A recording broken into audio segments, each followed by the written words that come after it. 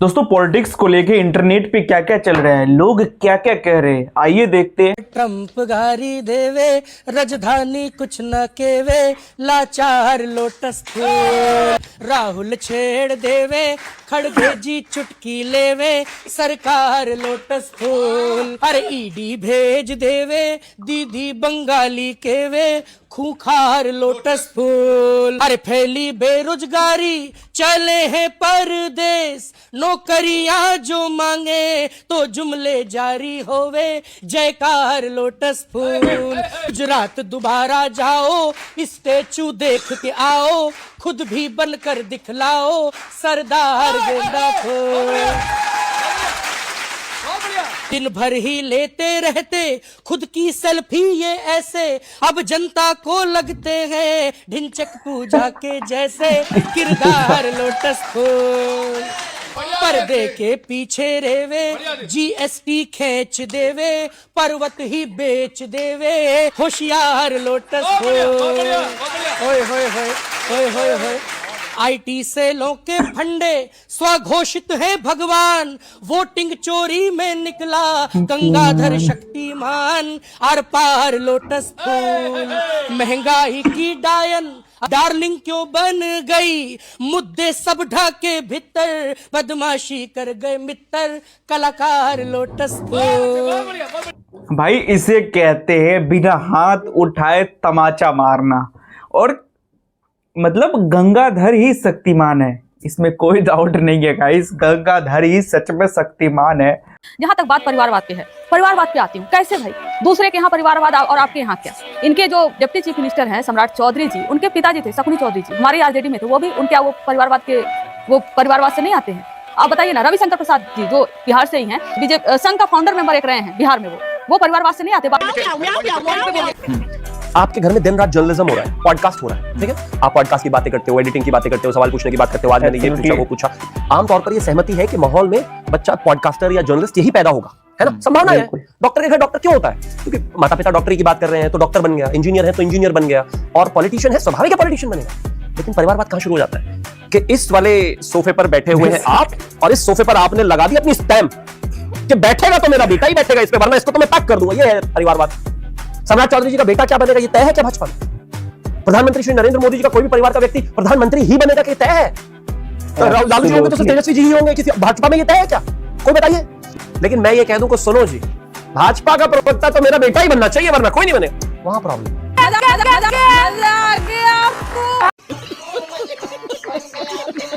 देखो यार, शिवम त्यागी ने बिल्कुल सही कहा, परिवारवाद उसे नहीं कहते हैं कि जैसे कि अगर कोई पॉलिटिशियन है, अगर उसका भी बच्चा पॉलिटिशियन बन गया तो इसका मतलब परिवारवाद नहीं है। कोई डॉक्टर है, डॉक्टर का बच्चा डॉक्टर बन गया तो परिवारवाद नहीं है।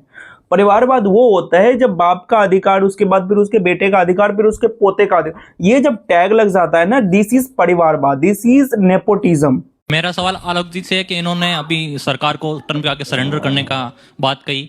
कल कई पी चिदम्बरम जी का इंटरव्यू है कि मैं मुंबई हमले का मैं बदला लेना चाहता था, लेकिन उस टाइम के मनमोहन सिंह सरकार ने ये मना कर दिया कि सैन्य कार्रवाई नहीं करनी चाहिए क्योंकि हम अमेरिका के दबाव में। इस पर आपकी क्या प्रतिक्रिया है? मैं उनकी बात से सहमत नहीं हूं, बिल्कुल सहमत नहीं हूं। गृह मंत्री मैं उनकी बात से विरोध करता हूं। कांग्रेस पार्टी ने हमेशा बदला लिया है, चाहे 62 का युद्ध हो, चाहे 71 में पाकिस्तान के 2 टुकड़े करने की बात हो। पाकिस्तान के साथ हमने 2-2 हाथ किए, सरेंडर नहीं किया कभी। आपके वित्त मंत्री रह चुके हैं, आपके गृह मंत्री रह चुके हैं, और आपकी पार्टी, मैं कहता हूं मैं सहमत नहीं। आपकी पार्टी सहमत होगी नहीं, उसका रिएक्शन आएगा। अच्छा सुनिए, वापस प्रवक्ता जी, पार्टी सहमत है असहमत है? पार्टी का पार्टी बताएगी, पार्टी का प्रवक्ता नहीं बताएगा।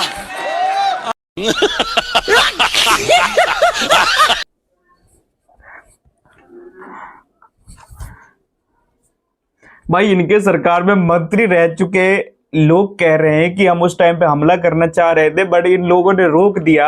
अब ये कह रहे हैं कि उनकी बात से मैं सहमत नहीं हूं। यार इन चमचों का ना भाई अजीब हाल है, भाई अजीब हाल है। मतलब कोई डिसिप्लिन ही नहीं है भाई, कोई डिसिप्लिन ही नहीं है। कौन कब क्या जवाब दे, कौन कब क्या बोल दे, कुछ पता नहीं है। आपने कहा कि आप शांति फैलाने वाले लोगों में से आते हैं, तो मुझे पूछना है कि वो 50 लाख पीड़ित, उनके साथ जो मास किलिंग, मास रेप और जो इतनी ऑनर किलिंग हुई थी, तो उनके उन लोगों की शांति का क्या? बंटवारे के समय जो हुआ था उसका सवाल पूछ रही हूँ। उस बंटवारे का जो दुख था वो कांग्रेस ने उन सब लोगों के साथ मिलकर के बांटा, और इस तरीके से बांटा वो दुख कि हर घर में कांग्रेस जाती थी, कांग्रेस के कार्यकर्ता जाते थे, मिल बांट करके करते थे। विभाजन एक दुनिया की सबसे बड़ी त्रासदी थी, ये कांग्रेस ने भी माना और ये दुनिया का हर शख्स मानता है। और उस वक्त लेकिन भारतीय जनता पार्टी का पितृ संगठन, जिस वक्त हम लोग शांति की अपील कर रहे थे बिटिया, जिस वक्त हम लोग घर घर जाकर के पैसिफाई कर रहे थे, उस वक्त संघ जो है कत्लेआम करा रहा था। तेरा तो गेम बजाना पड़ेगा। ये इतने बड़े झूठे, ये बाबा साहेब अम्बेडकर आरएसएस के सदस्य थे, क्या बात कर रही है? कि कांग्रेस नेहरू के इन्फ्लुएंस के अंदर और मुस्लिम लीग की डिमांड के अंदर जो है उसका पार्टीशन करा, ये सच्चाई है। बाबा साहेब अम्बेडकर तक ने कहा कि नेहरू की वजह से पार्टीशन हुआ है। सितंबर 1947 में लाहौर से एक ट्रेन आई थी जिसमें 1000 से ज्यादा हिंदू और सिखों को मार दिया गया था। कांग्रेस पार्टी ने कब इस सत्य को किसी भी हिस्ट्री की टेक्स्ट बुक में स्वीकारा है? कभी इन्होंने एक बार भी सहानुभूति करी है जो हिंदू सिख जो पीड़ित है? यही कांग्रेस पार्टी है जो सीए का विरोध कर रही थी। क्यों? 70 साल में कांग्रेस का एक स्टेटमेंट दिखा दीजिए जिसने स्वीकारा कि पार्टीशन के समय हिंदू और सिख जो है वो पीड़ित थे। और ये बात करेंगे देशभक्ति की, जवाहरलाल नेहरू के साथ Lakshmi Narayan Singh east India company के वकील थे। ईस्ट इंडिया कंपनी को लाने का काम कांग्रेस ने किया, कांग्रेस को बनाने का काम अंग्रेज ने किया, पार्टीशन में साइन करने का काम जवाहरलाल नेहरू ने किया। और ये बात करते हैं आगे स्वाद।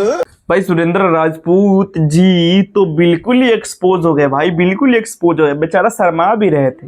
बताओ, इन लोगों की झूठ इतनी इस तरह से फेंके जाते हैं ना, इन लोगों की झूठ इस तरह से फेंकते हैं ये। इसका कारण नरेंद्र मोदी। कोई आदमी अपना पक्ष रखने जा रहा है, अगर वो कोई नारा लगा रहा है तो इसके बाद पूरी गली को पत्थरों से पाट दो। जो वहां के पुलिस अधिकारी हैं उन पे पत्थर चलाओ।